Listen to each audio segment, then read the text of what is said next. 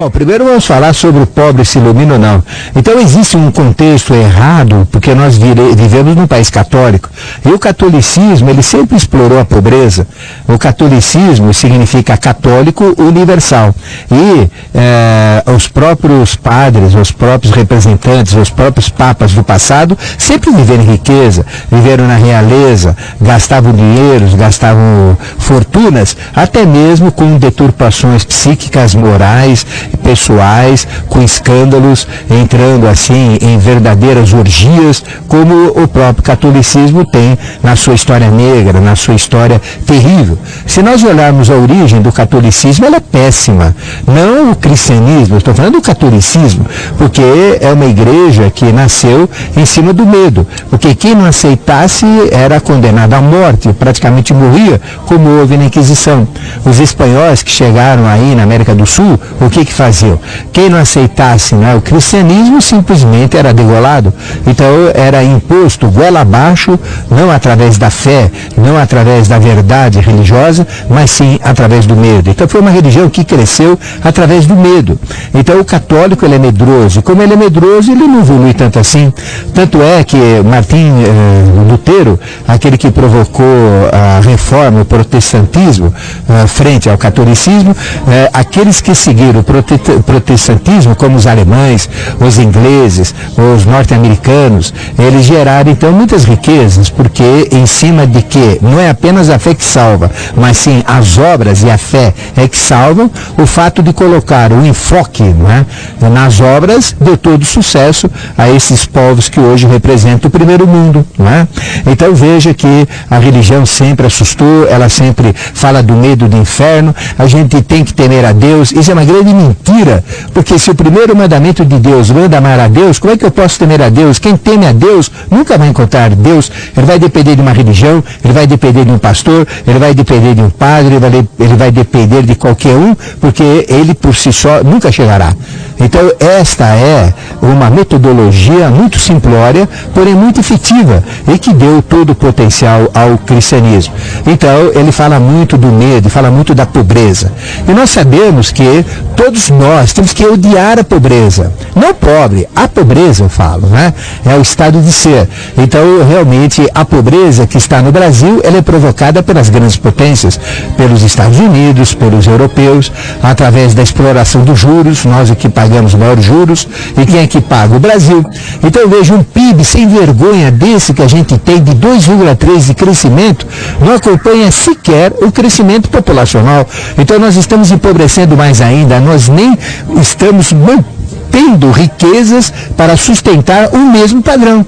Ou seja, nós estamos produzindo mesmo em termos de riqueza, menos do que o crescimento populacional. Então, esse governo que está é ridículo. O governo que estava anterior era ridículo. Os governos anteriores, ridículos. Eu só vou voltar a governos mais anteriores ainda, questão de décadas atrás, quando a gente crescia 10% ao mês. 10% ao ano. Então era realmente grandioso. Eu vivi nessa época, eu vivi no outro Brasil, era tudo diferente, existiam oportunidades, e o Brasil cresceu muito. Hoje o Brasil está em ritmo de caranguejo, andando para trás.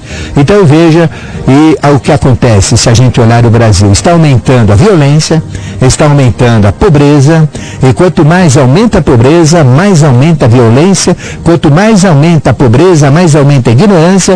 Quanto mais aumenta a pobreza, pior fica a situação, mais aumenta a prostituição, mais aumenta a corrupção, mais aumenta a conspiração, mais aumentam as doenças, porque a pobreza, ela não dá o devido controle, higiene e tudo mais, para que a pessoa não desenvolva determinados males, determinadas doenças.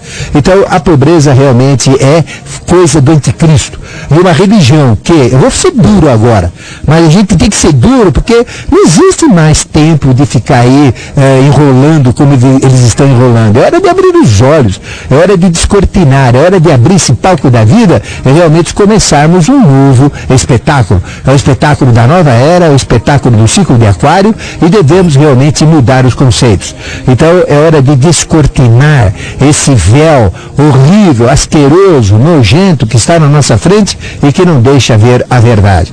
Então veja, a pobreza realmente ela foi utilizada pela Igreja Católica como um benefício, como até um mérito de Deus. É nada, a pobreza é coisa do anticristo.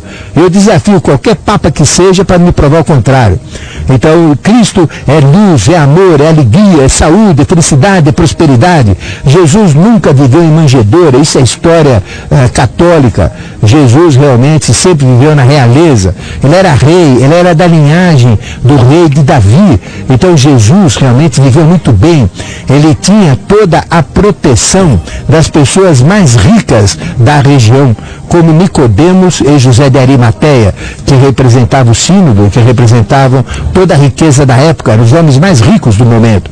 E Jesus então viveu sempre riqueza. Essa história de nasceu aí do lado de um burrinho, aí no meio de palha, de pobreza, isso é história católica, isso não é verdade. E quem escreveu isso nem viveu com Jesus. Que quem escreveu isso, na realidade, né, foi Lucas. E Lucas apareceu 75 anos depois de Jesus. Então nem conheceu Jesus, nem sabia. E ainda era um repórter, médico repórter, que ainda ia na Maria vai com as outras. Então é uma história inventada. O único que viveu com Jesus e que escreveu realmente, os únicos que escreveram os evangelhos e que são os evangelhos válidos, que devem ser lidos com outros olhos, tem dois que são secundários, a gente até pode descartar, e tem dois que são reais. Quais são? O de Mateus, que viveu com Jesus, e Jesus inclusive fazia os milagres com a presença de Mateus, ele conhecia muito bem toda a história oculta, toda a história real de Jesus, e outro é João, né? Agora, Marcos e Lucas não tem nada a ver, eles viveram a posteriori. Então, são evangelhos assim criados, podemos dizer, para mudar determinados conceitos. Então, os evangelhos não falam do nascimento de Jesus, o único que fala é é Lucas e Mateus. E Mateus fala que Jesus apareceu com 2 anos, ou seja, antes de 2 anos, ninguém sabe nada sobre Jesus. A gente sabe coisas anteriores a 2 anos de Jesus, através dos conhecimentos herméticos sagrados que são passados de boca a ouvido na escola da iniciação. Mas essa história da pobreza tem que quebrar. Agora você me pergunta se pobre pode se iluminar. Não tem nada a ver a pobreza com a iluminação, não tem nada a ver a pobreza com a consciência, não tem nada a ver a pobreza com a ética, não tem nada a ver a pobreza com a justiça. Porque eu conheço pobres que moram assim na condição pior que tem, né? Porque eu sempre eu trabalhei muito em empresas, eu tinha pessoas dos mais diferentes níveis trabalhando comigo, inclusive que moravam assim na deriva da vida, naquelas favelas de favelas, né? Não é favela propriamente dito. Existem muitas pessoas nobres, muitas pessoas honradas, muito melhores do que deputados que estão aí, não é? Morando em casas, em palacetes, em hotéis 5 estrelas, usando dinheiro público, fazendo falcatruas, que são desonestos, corruptos, e tem muita gente pobre que é honesta, com valor, que tem alta consciência, que tem alta capacidade também. Então, o fato de ser pobre ou rico não tem nada a ver com a iluminação.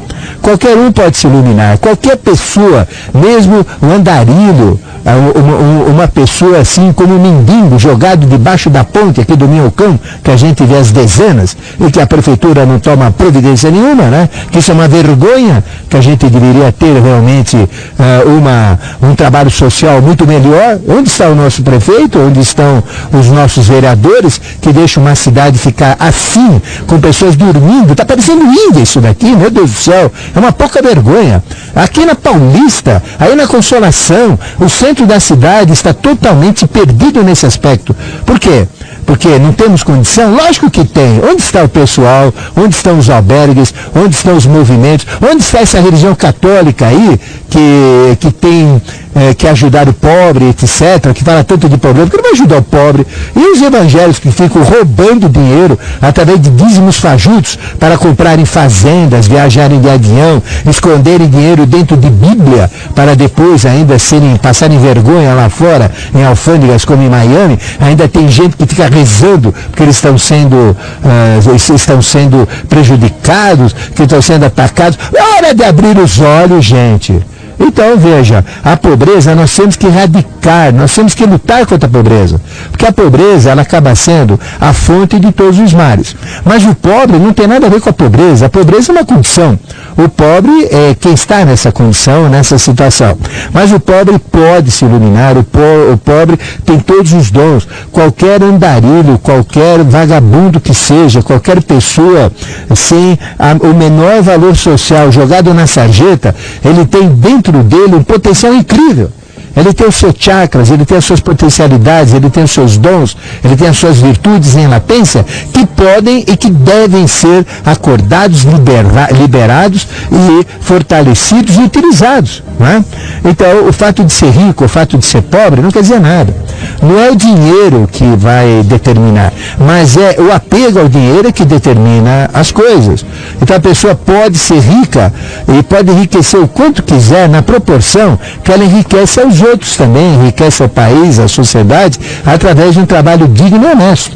Então nós podemos enriquecer quanto quisermos. A riqueza não é mal nenhum, até é um benefício, é uma dádiva de Deus. Então veja que a pobreza também, ela permite a pessoa ser altamente espiritualizada, a pessoa se iluminar. Então não é empecilho nenhum. Agora, usar da pobreza, como a religião católica usa, para dizer que só os pobres entram no reino do céu, isso é picaretagem da grossa. E não sei como um católico, quando algum padre fala isso, não reclama. Entendeu? É hora do pessoal pôr a boca no trombone e realmente não aceitar esses conceitos do ano de 1100, do ano de 1200, da Idade Média que veio um pouco depois. Isso já está obsoleto. Então é hora desse papo que aí está, abrir os olhos e mudar a religião católica. Porque se não mudar, ela simplesmente vai ser destruída, ela simplesmente vai sumir do mapa. E já está, pouco a pouco, minguando. Ela entrou numa reta de decência que é uma coisa absurda. Os evangélicos estão crescendo, mas estão crescendo, a maior parte dos evangélicos, em cima de falcatruas, em cima de vender um céu que não existe, em cima de desafios com Jesus. Então Jesus é uma palavra sagrada que conspurcaram e virou símbolo monetário. Então virou 10%. Jesus vale 10%. Vem aqui, é hora de mudar, gente. Então nós não temos que aceitar mais essas religiões. Nós temos que exigir novas religiões. Nós temos que exigir novas filosofias. Nós temos que exigir uma nova sociedade. Nós temos que exigir novos conceitos, uma nova justiça, um novo padrão ético. Nós temos que mudar esse mundo. Porque se nós continuarmos do jeito que está, isso cada dia é pior. Então eu estou aqui acompanhando o mundo, cada dia que passa, ele está pior, entendeu? Então o homem está mais pobre, cada vez mais está mais ignorante, mais assustado, mais apático, ele está numa passividade incrível. A maior síndrome que existe é a síndrome da passividade, onde ninguém reage. Não, meu pai não era assim, meu avô não era assim, os meus antepassados não foram assim, eu não deixarei meus filhos serem assim. Meus filhos vão mudar, meus filhos vão reclamar, vão exigir um mundo melhor. E eu vou com eles exigir esse mundo também. E convoco a você que também exige um mundo melhor. É nosso direito. Eu tenho direito a viver da melhor maneira possível, viver cada minuto da melhor forma possível, com amor, com alegria, com saúde, com felicidade, com prosperidade. Nós temos que ter emprego, nós temos que ter saúde. Veja a saúde que tem aí, é um lixo a nossa saúde, a saúde nacional. Não sei como alguém tem coragem de falar da saúde. Aposentado, pelo amor de Deus, trabalha uma vida inteira para ganhar esse lixo, enquanto esses deputados sem vergonha, sórdidos, que lá estão fazendo corrupção e falcatruas, ganham fortunas. Tem pessoas que se aposentam aí, eu soube de um caso aí de um prefeito, que ele se aposentou com 7 meses, ele substituiu, ficou 7 meses e se aposentou com 7 meses de trabalho. Eu trabalhei 35 anos, né? Então veja, que história que é essa? Então veja, o nosso aposentado, ele passa vergonha. Isso não é país, gente. Agora, nós não temos que aceitar isso, nós temos que mudar, temos que virar o barco, virar a página, e criar uma nova sociedade, um novo mundo. Então não temos que ficar atrás desses padres falando besteira nas igrejas, esses evangélicos enganando todo mundo, atrás do dinheiro, que é o principal motivo deles. Então mando eles falarem, fazerem seus programas na TV, irem no púlpito e nunca mais falarem em dinheiro. Duvido e duvido mesmo que eles façam isso. Então o objetivo deles é dinheiro, é sujo, é sórdido. E ficam usando coisas sagradas em cima de falcatruas. É hora de mudar, nós temos que enxergar o mundo com outros olhos. Nós temos que viver, gente. A vida é importante. Nós temos que viver da melhor maneira possível. Então nós temos que viver com ética, com amor, com justiça, com alegria, com felicidade. Então que se dane PSDB, PT, PSP, todo esse partido, não serve para nada, gente. Porque está todo mundo sórdido em conceitos antigos. Então qual é o melhor presidente? Nenhum que tem aí. Tem que mudar. Nós temos que mudar os conceitos, né? Então veja, a hora que você falou da pobreza, se a pobreza ilumina, desculpe a minha maneira de ser, né? Mas machuca a gente, certo? Porque eu vejo que o país é rico. Deus colocou as riquezas aqui no país. Nós temos todo o direito de sermos ricos, prósperos, melhores que os Estados Unidos, tem um padrão melhor do que lá. E por que vivemos nesse lixo que a gente está aqui, não é? Essa história de sequestro por telefone, eu fui dito a semana passada. Quer dizer, ligaram aí para mim, sequestro por telefone. Então veja, vão lamber sabão, pô. Que coisa que é essa? Que país que é esse? Isso aqui está numa anarquia. É hora da gente lutar por direitos, por fatores, por essência, exigir da religião católica, exigir do evangélico, exigir realmente da sociedade, dos políticos. Nós temos que pegar no pé deles, nós temos que exigir um país melhor. Porque isso aqui está deteriorando, o país está pior que o Brasil está pior que a África, gente. Isso aqui está um lixo. É hora de acordar, é hora de mudarmos esse país, é hora de realmente buscarmos valores. E veja, que vergonha, a minha bandeira diz o que eu tenho que fazer, ordem e progresso.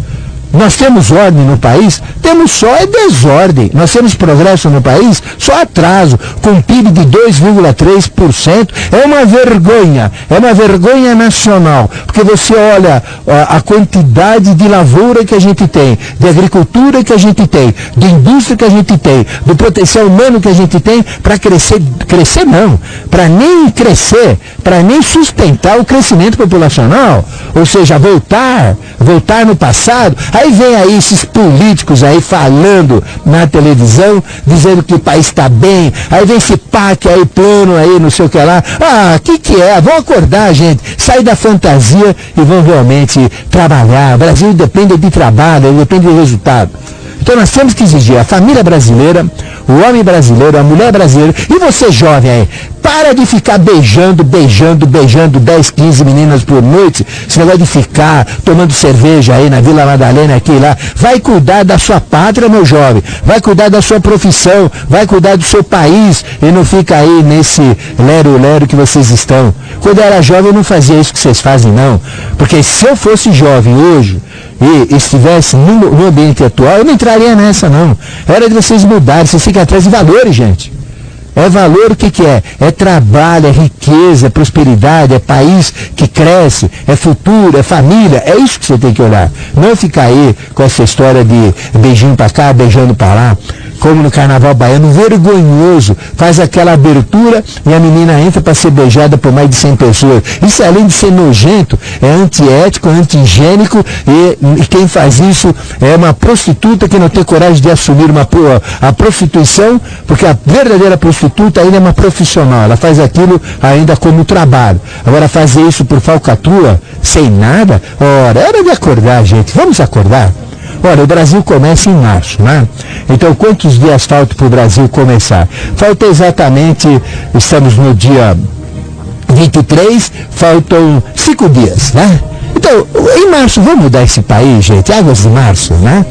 Então, nós tivemos uma revolução em março, não tivemos? Então veja, é hora de mudar, é hora de fazer realmente uma revolução social, é hora de fazer uma revolução cultural, é hora de fazer uma revolução, não no sentido de briga, no sentido de violência, mas de revoltar isso daí, mudar esse processo para novos valores. Então, quando falo em pobreza, me irrita. Porque quando eu vejo pobreza, eu fico irritado, eu fico magoado. Eu não aguento ver favela, eu não aguento ver pobreza, eu não aguento ver esses pobres jogados aqui por onde eu ando na cidade de São Paulo. Eu acho isso um descaso aqui do nosso governo, do nosso país, e dá vontade de arrancar essa gravata que eles usam lá, certo? E realmente, bom, não vou falar o que eu vou fazer com essa gravata. Se gostou do vídeo, deixe seu like, se inscreva no canal e compartilhe para propagar as informações. Vitória da Luz.